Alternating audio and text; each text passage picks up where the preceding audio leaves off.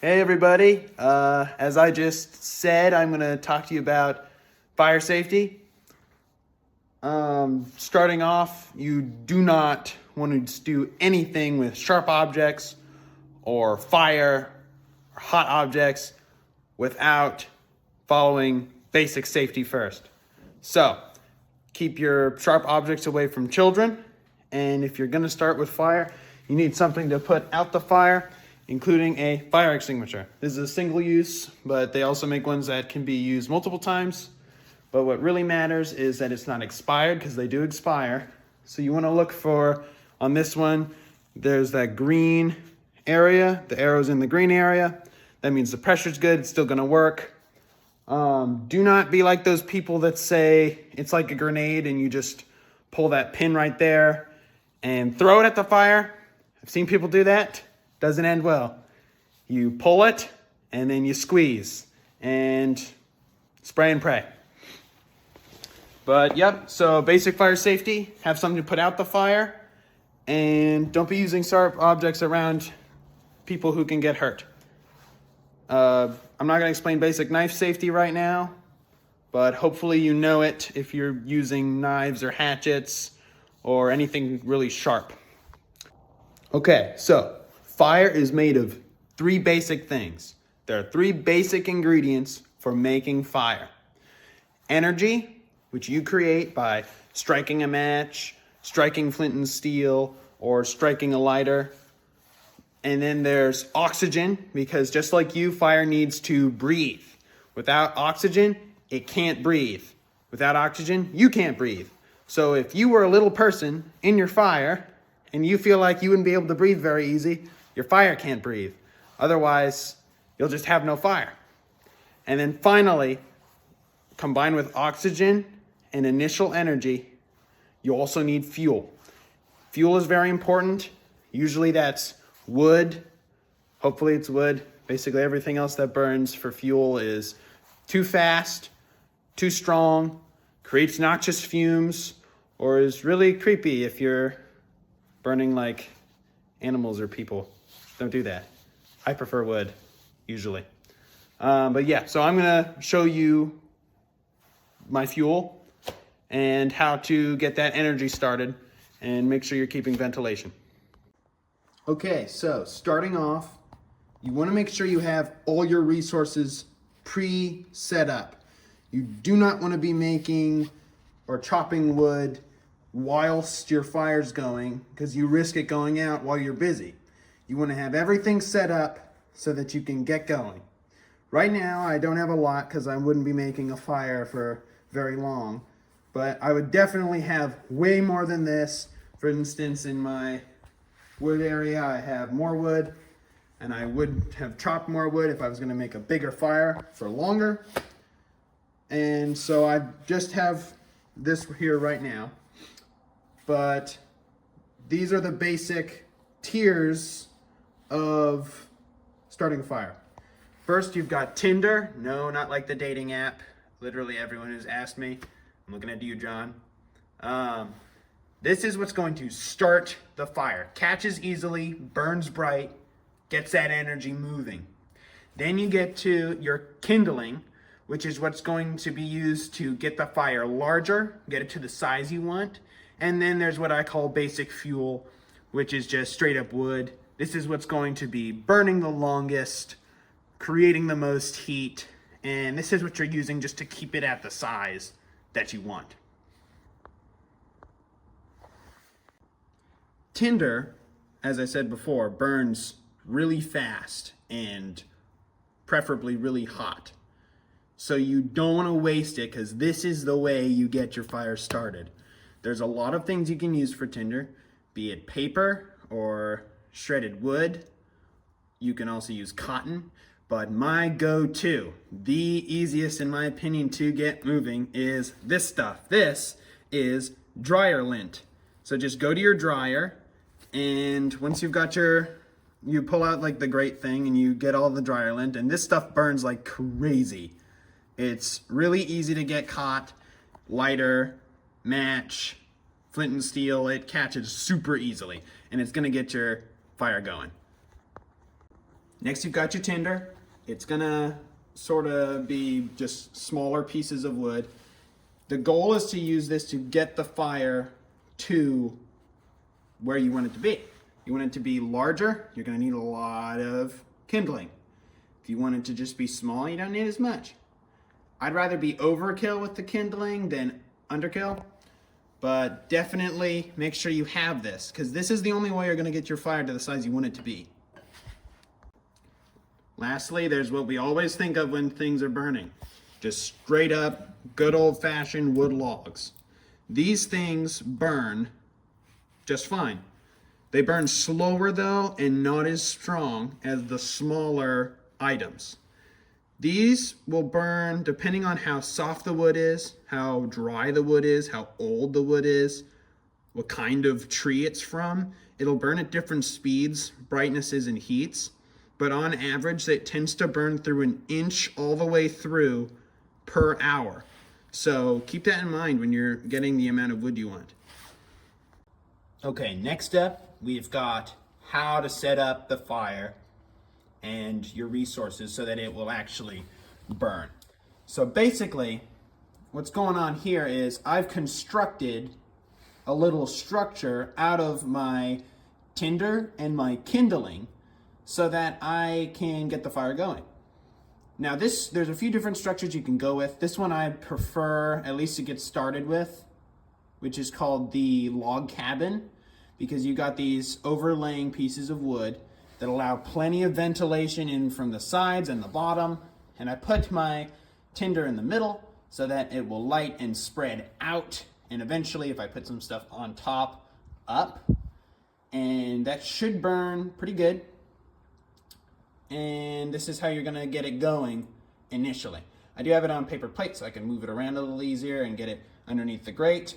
But paper plates also burn surprisingly well, so hopefully this will catch down a little bit and we'll get that fire going even faster. Okie dokie, excuse my headlamp. But I'm gonna do the fun part, which is the initial starting of the actual fire. I've got myself some flint and steel here. I may or may not have brought it with me to show you guys in person. If so, please hold it up now. Dylan, am I doing it? Cool, okay. Basically, flint and steel is pretty straightforward. I'm gonna be shooting hot pieces of steel at my tinder so that it catches. You can also use a match or a lighter, but in my opinion, it's kind of boring. So I'm just going to strike it forward, and this will catch it and hopefully get that fire going. Yeah, so the sparks are going, already lit. I love dry lint. So it's getting that fire going. I might put some extra stuff over the top, but I do not want it to suffocate. So I'm just gonna make sure it's breathing, and hopefully it'll catch that wood and get that fire going. Looks like it caught the wood close to you guys, so that is great. This is what we want. It's starting to burn. It's starting to go. It's got decent ventilation. It'll get more once the dryer lint's burned up more. It might start burning the plate, so I'm going to put it into the actual fireplace here. But so we've started a fire. Don't touch it. It will burn you. I found that out the hard way multiple times within the past week. So that's fun. Okay, fire's burning. That's great. Now what? Well, you're going to want to take your larger pieces of kindling, and hopefully this will catch. And before you know it, as you add on more, and as it catches, your fire will grow and grow and grow to the size you want it to. Just keep in mind what I said before about ventilation. Oxygen is very important. You would know this as someone who breathes it. Make sure there's plenty of oxygen. And yeah, so we got fuel. I gave it energy to get it moving, and it's got oxygen, so fire's moving, fire's catching, and pretty soon we should have a decent fire going. Okay, so I added some extra wood. I gave a little extra paper you could see down there. Some old math homework I didn't really need anymore. I'm just basically in keep the fire alive mode, but be reminded that the larger you make the fire, the harder it is to kill in the end. So don't make it too big that you can't control it. Right now I could pretty easily put this out, but after a few hours of me just adding wood to it, eventually it's gonna get a little hard to control. All right, so in this video, I'm not gonna be making my fire super huge, but I do want it to be big enough to show you that it's a large enough fire. Now this would keep you warm. I'd use this for s'mores. I'd probably add more to it as we go along, but this is basically the essentials of making the fire. I won't get to this size today, but you just keep doing this and you add as you need to, and eventually you'll be getting these logs and bigger. Just make sure you use basic fire safety. You make the fire away from other flammable stuff so it doesn't spread and spray everywhere. It just fell over because it does that. You just add more onto it. But yeah, so basically you just want to keep it away from stuff where it can catch bad like this. That's no good. That's really close to being able to catch stuff on fire. So just move stuff. Always have fire extinguisher within arm's reach. And be careful with sharp objects. And that's basically all you need to start a fire and be safe with a fire. Okay, so this is for any of my fellow pyromaniacs out there who do not want their fire to go out when it has. As you can see, everything here, we've got red hot coals. Now you'd probably think, fire's out. Can't do anything about that. Well, I'm here to tell you, you are wrong. All you've got to do is add whatever wood you're planning on. Take something like pieces of paper and just add it to it. Now it'll probably catch by itself, but what you can do to help it go is stoke the flame and just add as much oxygen and boom. Like I said, air is important. So just by adding some air, fire burns.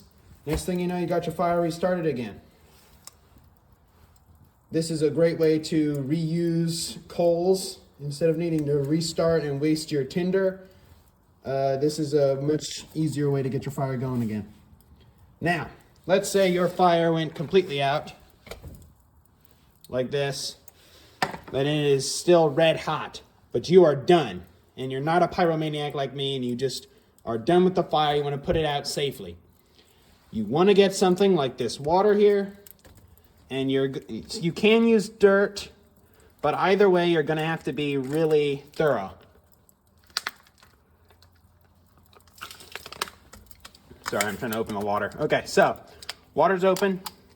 I've got my water, and I'm going to pour it, but do not pour it fast, because then you're going to get a bunch of hot steam in your face. You just want to do it real slow like. All over the red till you don't see any more. And just when you've just about got it and you'd say, that's probably safe, you're wrong. Because if you flip it over, there will probably be some more red. Now I'm going to get my fire poker. And I'm just going to stir this up a bit. Now I can see there are some red still there. And that's all it really takes. You saw how easy it is to restoke a fire. So as you can see, there is some red still in there. So I'm just going to make sure I am really thorough about this. I'm going to drown this fire until I see nothing left. And just about there, I don't see any. I hear some. That should be good. This I would consider safe enough to go to sleep, get in my tent or wherever you are, and that fire shouldn't start up again. Okay guys, that was how to start a fire and some basic fire safety while you're doing it. I hope it wasn't super boring, and I'm gonna pass this off to either myself if I'm gonna keep talking or to my peers. Have a good one.